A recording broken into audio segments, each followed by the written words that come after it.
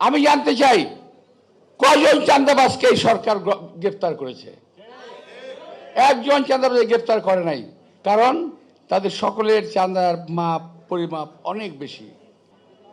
আমাদের বিরুদ্ধে কিছু কিছু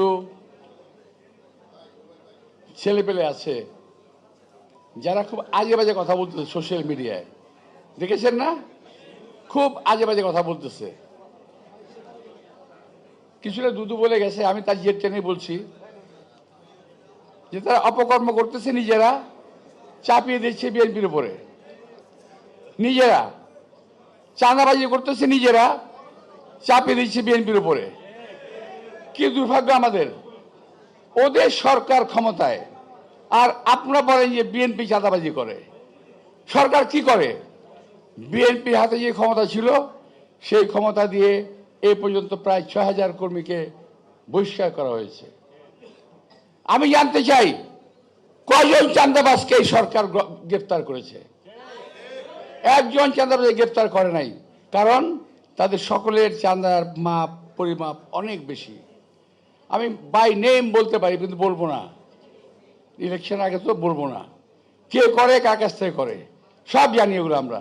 কিন্তু চাপিয়ে দিচ্ছেন বিএনপির উপরে, বিএনপি নেতৃবৃন্দের উপরে। ইলেকশনে আপনাদের বলার কিছু নাই। দেশের জন্য কি করেছেন বলতে পারবেন? যারা কথা বলেন, অনেকে বলে যে আমরা দুইবার কি বলে আওয়ামী লীগকে ভোট দিলেন, বিএনপিকে ভোট দিলেন, এবার আমাদেরকে দেন, আমাদের একবার দেখেন। কেন ভাই? ৭১ আপনাদের আমরা দেখি নাই?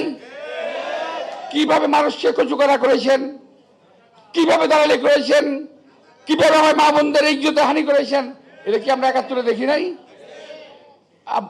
আবার আরেকজন বলে কি জানেন, ওদের বলার কিছু নাই, বলে আমরা কি একটা যোদ্ধা, বলে ওরা যোদ্ধা, একটা যোদ্ধা ওরা, আমরা মুক্তিযোদ্ধা, ওরা আর একটা যোদ্ধা।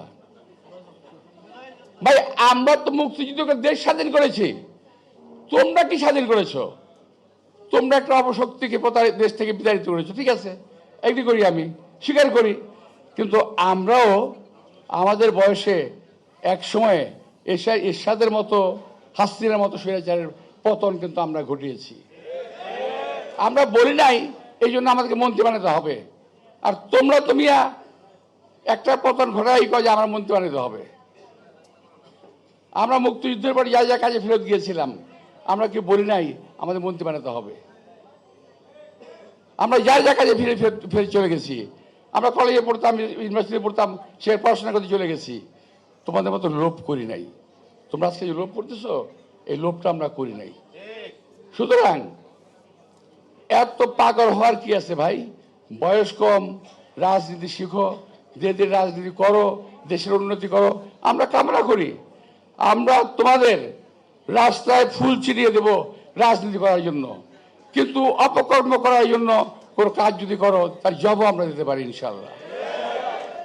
তো ভাইরা, এই কথাটা আমার বলা ঠিক হয় নাই। আমি নির্বাচনে নেমেছি, কিন্তু আমি পারছি না, আমার ধৈর্য কুলোচ্ছে না। ওরা যেভাবে অপপ্রচার চালাচ্ছে বিএনপির বিরুদ্ধে, আমাদের বিরুদ্ধে, আমি সহ্য করতে পারছি না। আমি আমার কিছুটা বই প্রকাশ আমি ঘটিয়ে গেলাম, আর ঘটাবো না, আর বলবো না। আজকেই শেষ, আজকেই প্রথম, আজকেই শেষ। তোরা যা খুশি তাই কিয়া, আমি কোনো কথা কমো না, ঠিক আছে? ভাই আমার আর যাই হোক, আমার গলায় সাইনবোর্ড লাগিয়ে চলতে হবে না যে আমার বাড়ি ঢাকা এবং শাহজাহানপুরে। আমার ঠিকানা আছে রে ভাই। যার ঠিকানাবিহীন তারা বলেন আমার বাড়ির অমুক জায়গায়, আমার বাড়ির অমুক জায়গায়। আমি ঠিকানাবিহীন লোক নই, এটা মাথায় রাখতে হবে।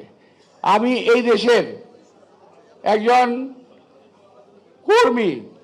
এই দেশকে স্বাধীন করা থেকে শুরু করে এই দেশের স্বাধীনতা সার্বভৌমত্ব রক্ষা করার জন্য যা করা দরকার সব কিছু করছি, এবং জীবনের শেষ মুহূর্ত পর্যন্ত করবো ইনশাআল্লাহ।